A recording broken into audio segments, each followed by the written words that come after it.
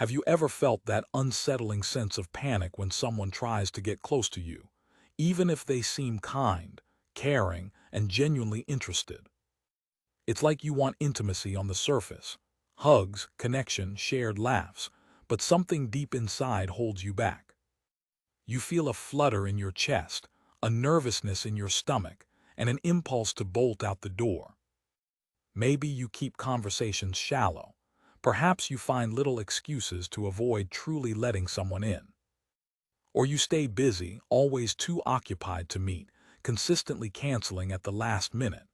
Most likely, you've wrestled with self-blame and confusion. Why do I sabotage something I want so desperately? If that feels painfully familiar, take a deep breath and know you're not alone, and you don't have to stay stuck in this cycle forever. It's astonishing how many of us struggle with intimacy. We crave human connection. We thrive on meaningful relationships. Yet some invisible force within seems determined to hold us at arm's length from those we love or might love someday. Repeated heartbreak or family patterns can shape our fears, but there's also a deeper realm, where the soul's hidden stories influence our actions before we consciously realize it. This is the realm where Carl Jung's work truly shines. Jung believed that beneath our everyday awareness lies an unconscious full of archetypes, symbols, and subtle influences. Among these concepts is one that speaks profoundly to why we often stumble into self-sabotage when relationships get too intimate: the anima. For Jung, the anima is the feminine inner figure in a man's psyche, and the animus is the masculine inner figure in a woman's psyche. But more broadly, the anima represents an inward feminine energy that everyone carries, and how we relate to this energy can impact how we connect with others. When we don't integrate our anima well, if we repress it, misunderstand it, or let it run wild, it can lead to an unconscious fear of closeness that blocks us from real love. By exploring Jung's anima theory, we can uncover the hidden motivations behind our fear of intimacy and begin an awakening journey toward deeper, healthier relationships. Let's awaken to the core truths that spark these fears. As we dive deeper, remember to subscribe to this channel if you haven't already. By staying connected here, you'll continue to learn how psychology's richest insights can guide you toward personal growth. Now, together, let's uncover the hidden reasons we push love away, and let's begin the process of transforming that old fear into a powerful self-discovery. Much of our journey in life unfolds without our conscious awareness. It's as if we're walking through a dimly lit corridor, seeing only what the narrow beam of our conscious mind reveals. But behind the scenes, entire worlds exist, filled with instincts, archetypes, memories, and dreams. That's the first critical aspect of understanding Carl Jung's anima theory, recognizing that most of our emotional impulses originate in the depths of the psyche. Imagine living in a house with many locked rooms. You spend most of your time in the living room, your conscious mind, but remain unaware that behind closed doors, the unconscious, there are neglected rooms stuffed with old boxes, personal artifacts, and fascinating relics. Some items might be heartbreaks, unmet desires, or unexplored aspects of your identity. Jung's great discovery was that these dusty rooms still influence your behavior. They shape how you see the world, often casting shadows you can't understand in the light of day. One of the concepts that helped Jung unravel these hidden influences is the shadow, which represents the parts of ourselves we deny or keep in the dark. If your shadow contains beliefs like, "I'm undeserving of real love," or "vulnerability equals danger," those beliefs lurk quietly, influencing how you react when someone stands at your emotional doorstep. They might whisper, "Run away before you get hurt," or "Don't trust anyone, they'll abandon you anyway." Now, the anima is a subtler figure within this unconscious domain. When you're in touch with your anima, you're more aware of your inner emotional world, your capacity for tenderness, and your need for genuine communion. But if the anima remains repressed or distorted, it can manifest as anxious avoidance. You might keep yourself at a distance, not because you don't want to love, but because deep down your psyche believes love is somehow threatening. In our day-to-day lives, this shows up in ways that can be so normal-looking that we hardly question them. Constantly picking fights in relationships, repeatedly choosing partners who are unavailable, or criticizing yourself just enough to stay safe from intimacy. When you begin to see how many of these patterns trace back to unconscious archetypes, a real aha moment happens. You realize you're not broken. You've simply been guided by parts of yourself you never realized existed. This is a beautiful time to pause and reflect. If you're enjoying these insights so far, consider giving this video a like. By doing so, you're not just helping the channel grow, you're helping spread knowledge that might transform how someone else understands themselves. Let's continue, as there's much more to explore. Understanding fear of intimacy through Jung's lens also invites us to look at the persona. The persona is the social mask we wear to navigate daily life.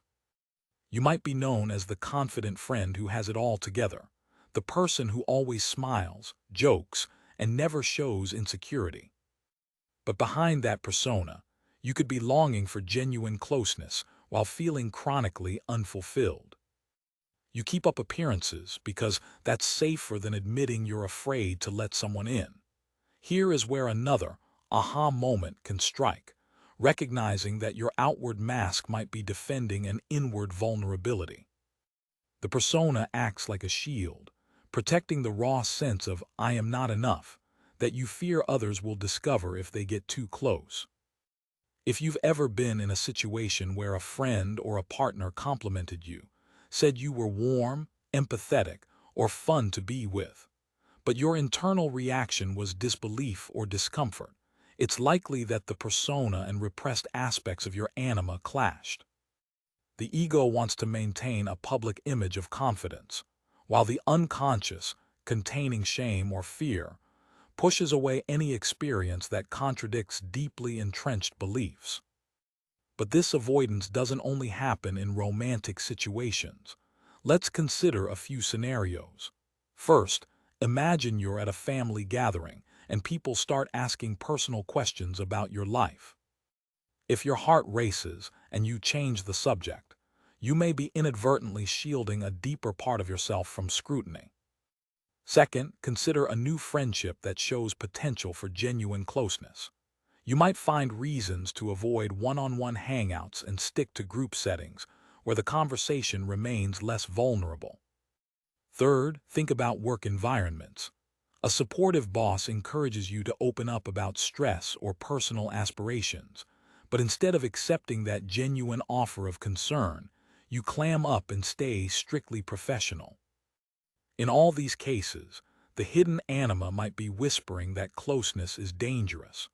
Because the anima is tied to our deepest emotional instincts, it sets off alarms the moment we sense someone crossing the protective moat around our true selves. What's so vital about Jung's approach is that he reminds us we're not merely victims of these unconscious forces. We can engage them consciously, inviting them into dialogue. Imagine you have an invisible ally within you, whose perspective you've neglected for a long time. That ally is the anima, waiting for you to integrate her presence into your everyday awareness. When you allow that conversation to happen, you unlock the door to those neglected rooms in the house of your psyche. And once that door opens, you can start cleaning out all those dusty boxes of old beliefs and unexamined insecurities that fed your fear of intimacy for so long.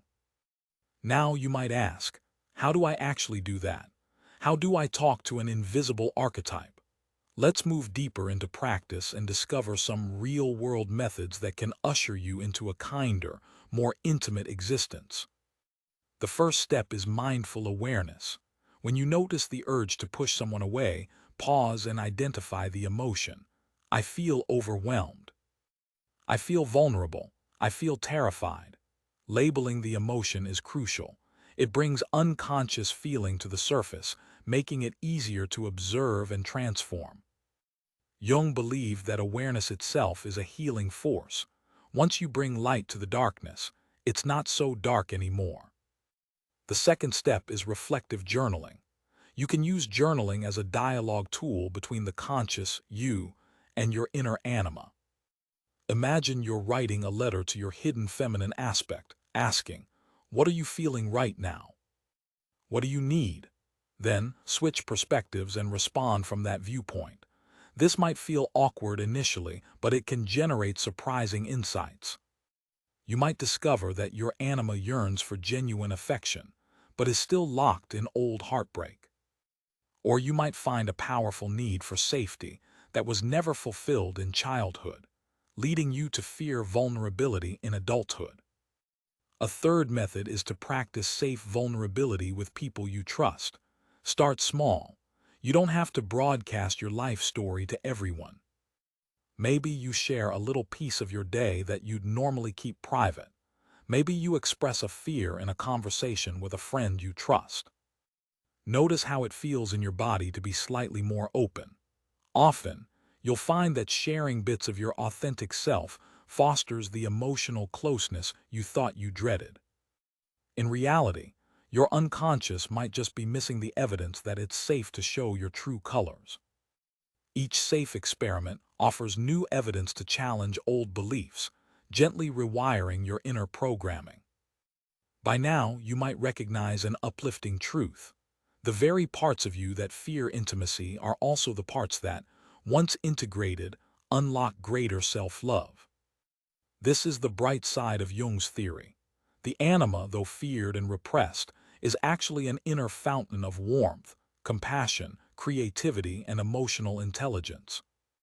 When you form a partnership with your anima, you become more empathic, more genuinely comfortable with closeness, and more at ease in your own skin. It's as though the door that once kept you locked in isolation now leads to a garden of possibilities. That's a real transformation, one that shifts you from dread to curiosity and from defensive walls to heartfelt connections. Let's add a reflection point here. Ask yourself, when was the last time I distanced myself from someone who genuinely cared? Write down your feelings about that memory. Was there a hidden script? "They're going to hurt me, so I'll leave first," or "I'm too flawed to be loved"? Investigating these unconscious scripts is a powerful step toward healing. Jung said, "Until you make the unconscious conscious, it will direct your life and you will call it fate." By shining light on these scripts, you stop calling them fate and start calling them choices. And that's a remarkable awakening. Before we continue, I want to thank everyone who's still here, absorbing these ideas and perhaps feeling a bit of vulnerability themselves. If you're finding value, consider joining the community by hitting that subscribe button. We delve into the crossroads of psychology, spirituality, and self-development, so you'll be right at home among people who are transforming their inner worlds in the most uplifting ways. Now, let's deepen our exploration by introducing a metaphor. Picture a castle moat, symbolizing your fear-based defenses. The moat is filled with water, alligators, and sharpened stakes. You stand at the castle gate, longing for someone to join you inside, yet the hazards keep them away. From a distance, people might admire your fortress, your curated social media presence, your interesting stories, your successful persona, but they can't actually get in. And sometimes, you yourself feel trapped inside, especially at night, when the sense of loneliness creeps in. This metaphor reveals a vital truth. Your defenses may keep out potential pain, but they also keep out genuine love. Integrating the anima is akin to slowly lowering the drawbridge to let in safe visitors. You reduce the intensity of your moat's defenses. You realize that not everyone will harm you, and if they ever do, you now have the internal resources to cope. This, in essence, is the path from fear to openness. But the question remains, why do we hold on to fear so tightly? One reason is that the unconscious mind is always scanning for threats based on past experiences. If you've been hurt, betrayed, or abandoned before, your inner radar stays hypervigilant. Never again, it silently vows. So it conjures up negative expectations to protect you. To overcome this, we need to update the unconscious by giving it new data. For instance, if you open up to a close friend about a fear and receive empathy and understanding in return, your internal system learns, that was safe. It didn't kill me to share my vulnerability. You store that memory as evidence that not all intimacy leads to devastation. Over time, these new experiences start to outweigh the old ones, allowing you to step into relationships with more trust and less anxiety. Another essential piece is self-forgiveness. Often, fear of intimacy is tangled up with guilt or shame about past mistakes or perceived unworthiness. Maybe you believe you've made too many wrong choices to be loved, as you are. Jung's perspective would say that's just the shadow holding you hostage, preventing you from seeing your own inherent value. By acknowledging your humanity, both your light and dark aspects, you integrate the shadow. Self-forgiveness allows you to realize that you're worthy of acceptance, not because you're perfect, but because imperfection is part of being human. This is an aha moment that can shift your entire approach to relationships. I don't have to be flawless to let someone see me. My humanity is actually a bridge to connection, not a barrier. Here's a second reflection point to consider. What old wounds are fueling my fear of intimacy today? Give yourself permission to look inward. It might be a past betrayal, a moment in childhood where you felt rejected, or a cultural narrative that taught you to hide your emotions. Reflect on how relevant those wounds are to your present reality. Are they still active threats, or are they ghosts from a time that no longer exists? Answering this can illuminate just how deeply you might be living in reaction to an outdated storyline.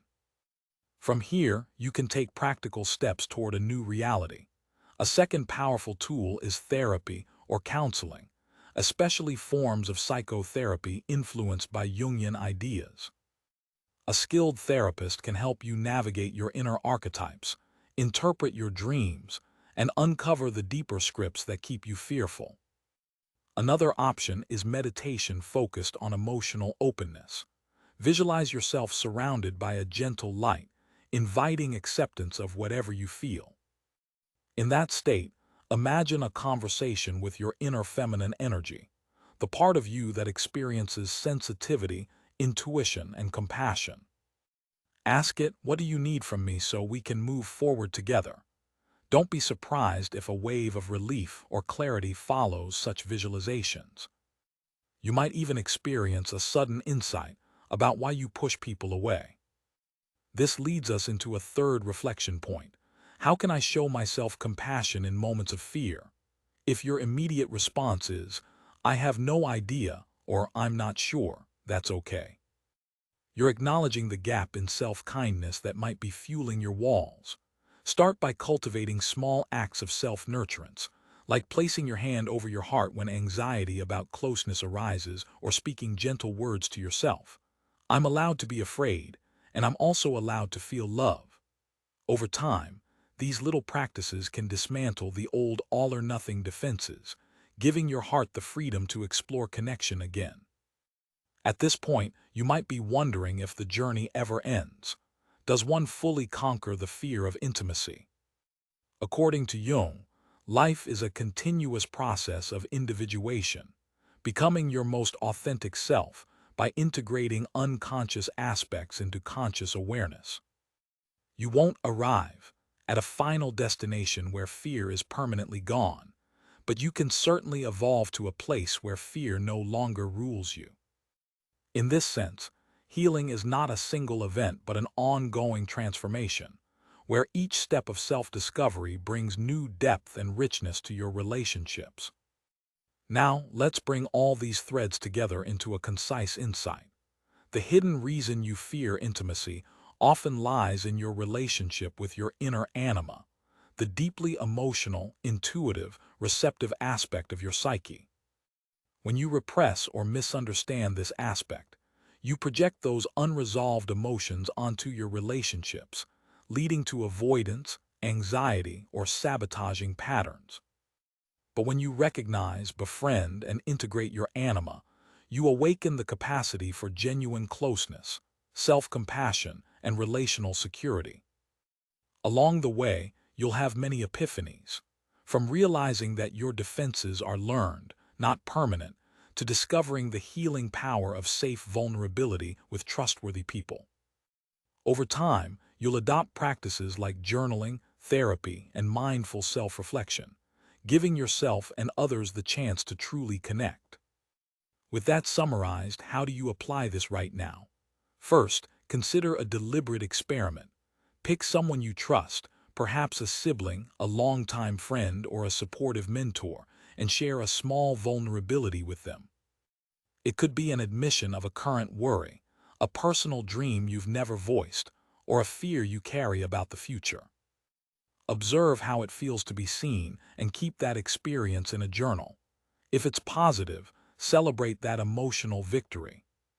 If it's not as encouraging, don't give up. Use it as information to refine your approach. The goal is to gather real-life examples that prove intimacy can be life-giving.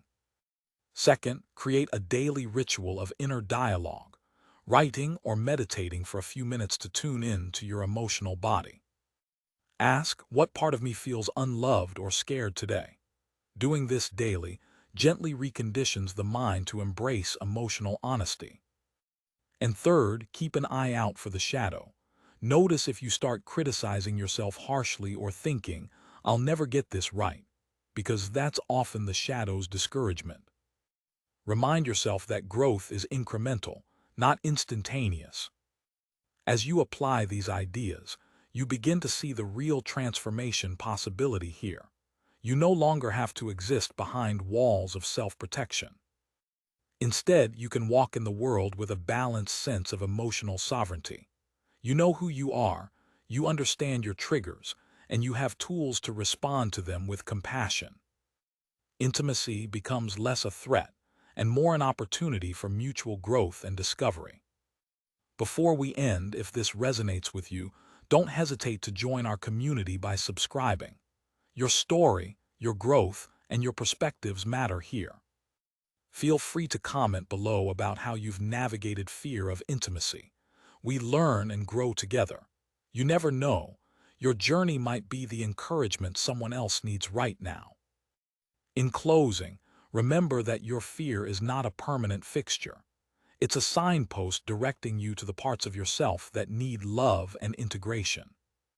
By understanding Jung's anima concept, exploring your persona and shadow, and practicing conscious vulnerability, you are rewriting your relationship with intimacy itself. This journey is a continuum, a dance between your conscious awareness and your unconscious wisdom. Each step forward not only reshapes how you connect with others, but also how you connect with the most important person in your life, you. So let your curiosity lead you through the locked doors of your inner house. Lower the drawbridge over that old moat. Embrace the tender, intuitive parts of yourself you've kept hidden. In doing so, you will discover that genuine intimacy isn't something to fear. It's a profound testament to how wondrously human we truly are. Thank you for watching. Thank you for being courageous enough to explore your depths, and thank you for sharing this path of awakening. I look forward to seeing you in the next video, where we'll delve even deeper into the mysteries of the mind and the treasures that await us on the other side of our fears.